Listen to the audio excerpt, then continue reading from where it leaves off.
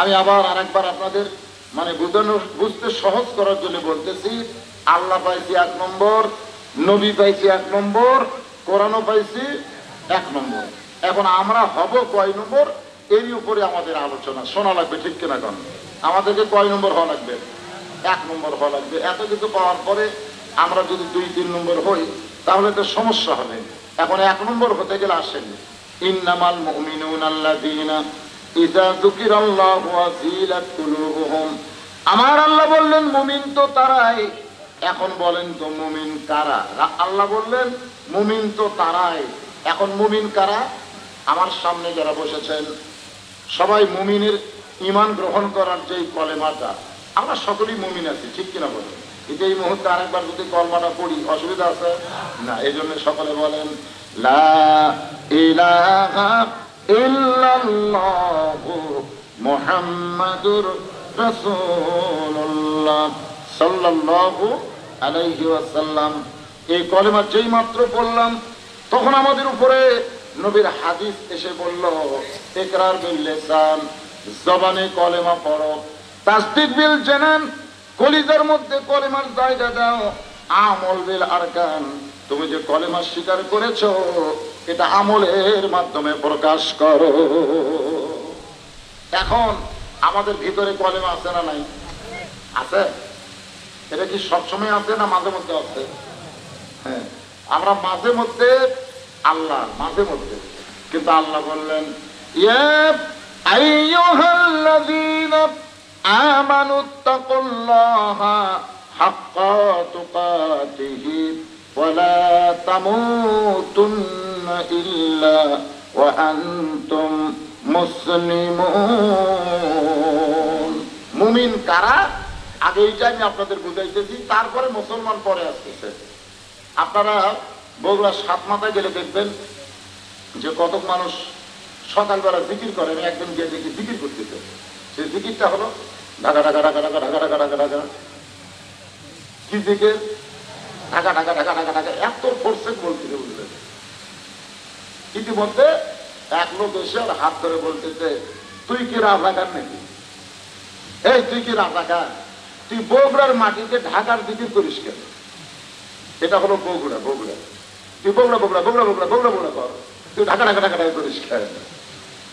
আসলে আমাদেরকেও, আমরা যখন বাংলাদেশের জমিনে বসবাস করে আল্লাহর আইনের কথা বলি, কোরআনের কথা বলি, তখন অনেকেই বলে দেশীয় রাজনীতি বাদ দিয়া তোমরা আল্লাহর রাজনীতির কথা বলো, তোমরা কি রাজাকার নেই? এ কথা কিন্তু অনেকে না বুঝা বলে, ঠিক কিনা বলে? এই কারণে ওই বগুড়ার লোকটা ঘুম ভাঙবে সকালে, বলেন না কেন আমার বগুড়ার মাটি ঢাকার জিকির হবে কেন? হ্যাঁ, জিকির হবে বগুড়া বগুড়া বগুড়া বগুড়া। ওই দৌড় এসে হাত ধরে বলতে চাই, বগুড়ার মাটিতে ঢাকার জিকির হবে না, বরং তুমি জিকির করো বগুড়া বগুড়া বগুড়া। তখন বলতেছে, ভাইজান আপনার ধারণা ঠিক, আমার জিকিরও ঠিক। বলে দুইটা কেমনে ঠিক হলো? বলে দুইটা ঠিক হওয়ার কারণ হলো আমি হলাম হানিফ গাড়ির হেল্পার। যেরকম কোন গাড়ি? হানিফ হও ওমা আনা মিনাল মুশরিকিন। বাংলাদেশে হানিফ নামে একটা গাড়ি আছে না নাই? হ্যাঁ, হানিফ একটা গাড়ি আছে, আমি হলাম সেই গাড়ির হেল্পার। আমরা যারা বক্তা তারা কিন্তু ইসলাম গাড়ির হেল্পার। ধরে কারণ আমরা কি, আমাদের একটা গাড়ির নাম হলো ইসলাম। ধরে কারণ গাড়ির নাম কি? আমাদের টিকিটের নাম হলো ঈমান। জোরে কারণ আমাদের টিকিটের নাম কি? আর আমাদের যাত্রীর নাম হলো মুসলমান। ধরে কারণ যাত্রীর নাম কি? মুসলমান। ঈমানের টিকিট নিয়ে মুসলমান যাত্রী হয়ে কেউ যদি ইসলাম গাড়িতে একবার চড়তে পারে, ইসলাম গাড়ি চলতে চলতে তাকে জান্নাত নামক বাড়িতে পৌঁছায়া দিবে। সুবহানাল্লাহ, সুবহানাল্লাহ। তো ভালোই বলেন, আমাদের বাড়ি কি জান্নাত? আসলেই তো আমাদের বাবা আদম আলাইহিস সালামকে আল্লাহ জান্নাতেই তৈরি করে রেখেছিলেন, ধরে কোন ঠিক কিনা, এবং দেখাই দিলেন এটাই তোমার বাড়ি, এটাই তোমার কি, এটাই তোমার বাড়ি। কিন্তু দুনিয়াতে প্রেরণ করার পিছনে কারণ, আদম নবীকে আল্লাহ যখন দুনিয়াতে প্রেরণ করতেছে তখন আদম নবী গুনগুন গুনগুন করে একটা গান গাইতেছেন, বিনা দোষে দোষী কইরা আল্লাহ আমায় দিলা জেলখানা, আল্লাহ উপায় বলো না জনম দুঃখী কপাল পোড়া মানুষ আদম একজন। কথাটা খেয়াল করবেন, বিনা দোষে দোষী করে আমাকে জেলখানায় দিচ্ছেন। জেলখানার নাম হলো দুনিয়া। ধরে কোন জেলখানার নাম কি? এই জন্য রাসূল বলেছেন আর দুনিয়া সিজনুল মুমিনিন, মুমিনদের জন্য দুনিয়া হলো জেলখানা, আর মুমিনদের জন্য বসত বাড়ি হলো দুনিয়া, আর আসল বাড়ি হলো জান্নাত। সুবহানাল্লাহ বলেন। আল্লাহ কয় আদম তোমাকে বিনা দোষে আমি জেলখানায় দিচ্ছি, দুনিয়াতে দিচ্ছি, তুমি কেমনে বুঝলা? আদম বলতেছে আল্লাহ আমার বিবেক আছে। বিবেক ধরে কোন কি? বিবেক। আপনারা বলেন তো সবচাইতে বড় আদালতের নাম কি? বিবেক যার মরে গেছে সে যত বড়ই বিচারপতি হোক উনি কোনোদিন ন্যায় বিচার করতে পারবে না, কারণ বিচারপতির বিবেক মরে গেছে। জোরে কোন কথা ঠিক কিনা? এই জন্য আল্লাহ বলেছেন যে বিচারকের আসনে বসে তোমরা যদি বিবেককে জাগ্রত করতে চাও, ইন্নাল্লাহা ইয়ামুরুকুম আন তুআদ্দুল আমানাতি ইলা আহলিহা ওয়া ইযা হাকামতুম বাইনান নাস আন তাহকুমু বিল আদল। জোরে কোন সুবহান। আদম বলতেছে আল্লাহ আমার বিবেক আমাকে বলতেছে আমার কোনো দোষ নাই। আল্লাহ বলে আদম রে তোমার দোষ নাই, তুমি একটু ব্যাখ্যা করে বলো। আদম বলতেছে আল্লাহ গন্ধম গাছের কাছে আমি যাই নাই, গন্ধম ফল আমি খাই নাই, হাওয়া যে গন্ধম শরবতের মধ্যে আমার খাওয়াইছে আমি জানতে পারি নাই। যখনই জানতে পেরেছি শরবতের মধ্যে গন্ধম মিশ্রণ করেছে, তখন আমি ডান হাতখানা মুখের মধ্যে দিয়ে আমি রক্ত বমি করেছি, একটা ফোঁটাও গন্ধমের রস আমার পেটের মধ্যে ঢুকাই নাই। এখন বলো আল্লাহ আমার দোষটা কোন জায়গায়? আল্লাহ বলে আদম রে তোমার বিবেক যা বলতেছে আমি আল্লাহ তাই বলতেছি, তোমার কোনো দোষ নাই। সুবহানাল্লাহ। এই জন্য 1 নম্বর দলিলের নাম হলো বিবেক। 1 নম্বর দলিল কি? 2 নম্বর হলো কোরআন, 3 নম্বর হলো হাদিস। কোন মানুষের যদি বিবেক ভালো না থাকে আপনি যতই কোরআন হাদিসের ওয়াজ করেন ওই ওয়াজটা গ্রহণ করবে না। এই জন্য বিবেকটা ঠিক রাখতে হবে। আল্লাহ বলে আদম তোমার কোনো দোষ নাই, কিন্তু এখন আমার প্রশ্ন হলো হাওয়া তোমার কে হয়? আদম বলতেছে আল্লাহ হাওয়া আমার বউ হয়। আল্লাহ বলে আদম হাওয়া তোমার কে হয়?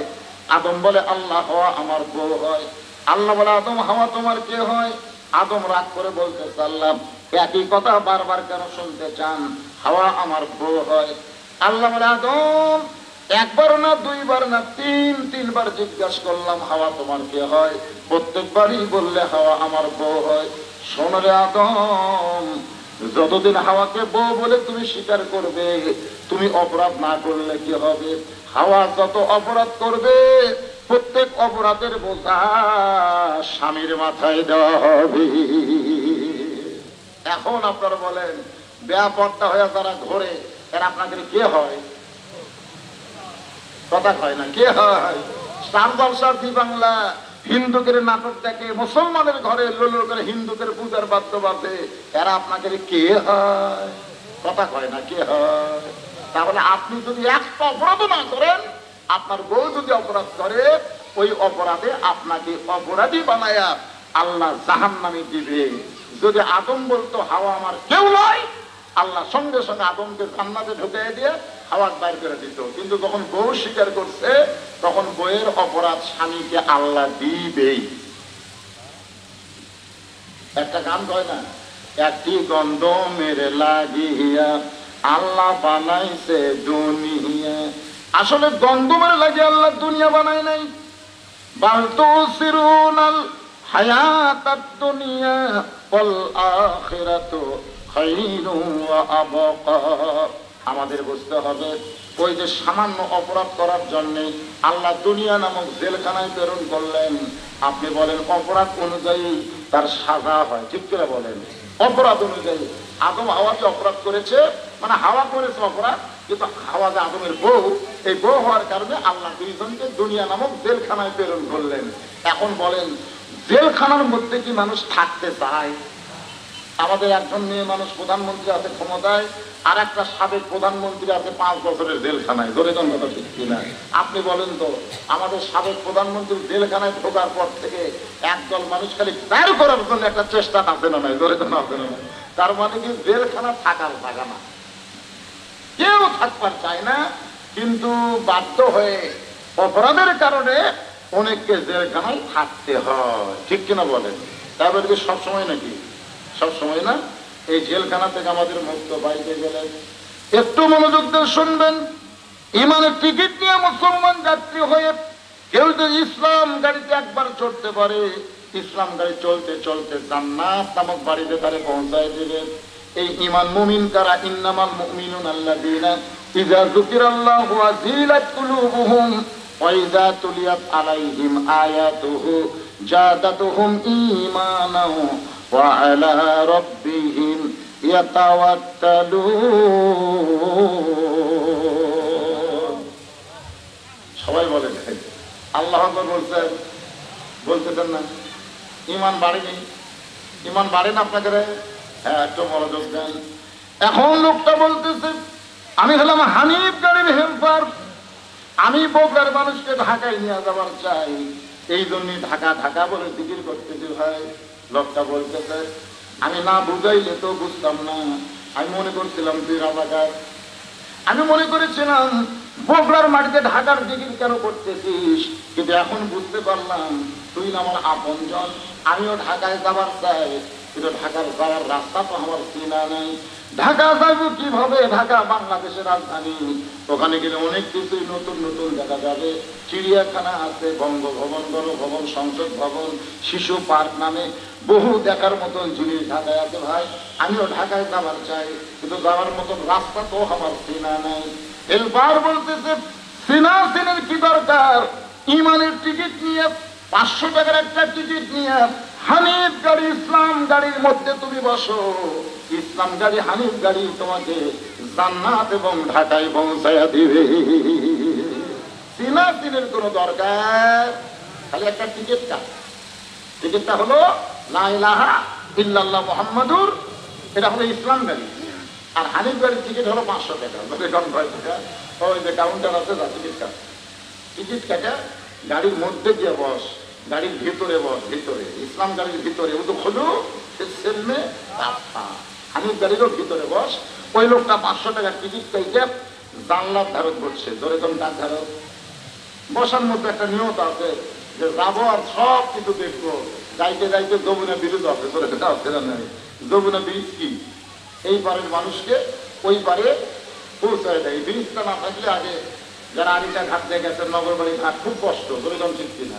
এখন ব্রিজ কিন্তু 5 মিনিটের মধ্যেই পার করা যায়। তাহলে ব্রিজ ভালো না খারাপ? ইমাম গাজ্জালি বলেছেন, মুসলমানের জন্য মৃত্যুটা হলো একটা ব্রিজের মতন। এই দুনিয়া থেকে জান্নাতে যাইতে গেলে মৃত্যু নামক ব্রিজ অতিক্রম করা লাগবে। যেমন এই বঙ্গ থেকে ওই বঙ্গ যাইতে গেলে যমুনা ব্রিজ অতিক্রম করা লাগবে।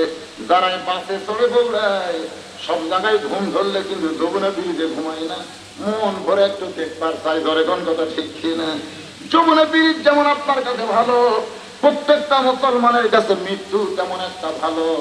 আল্লাহ তাআলা বলেছেন, ইন্নাল্লাযীনা ক্বালু রাব্বুনাল্লাহু সুম্মা ইসতাকামু তাতানাজ্জালু আলাইহিমুল মালাঈকা আল্লা তাখাফু ওয়া লা তাহজানু ওয়া আবশিরু বিল জান্নাহ। সুবহানাল্লাহ।